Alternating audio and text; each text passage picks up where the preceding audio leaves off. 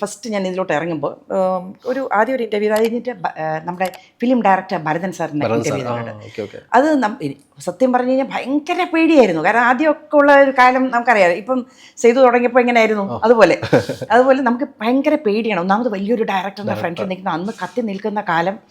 വൈശാലി തുടങ്ങിയിട്ടില്ല, അതിന് തൊട്ട് മുമ്പുള്ള കാലമാണ്. വൈശാലി പ്ലാൻ ചെയ്തുകൊണ്ടിരിക്കുന്നു.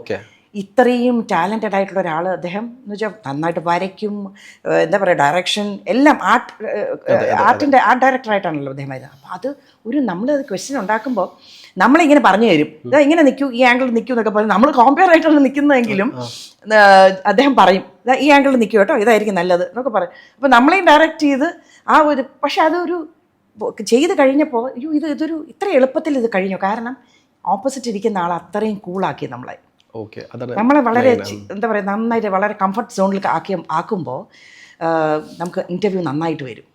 അതൊരു ആങ്കർ എന്നുള്ള നിലയ്ക്ക് എനിക്കൊരു പാഠമായിരുന്നു. ഞാൻ എപ്പോഴും അത് വളരെ ശ്രദ്ധിച്ചിട്ടുണ്ട്.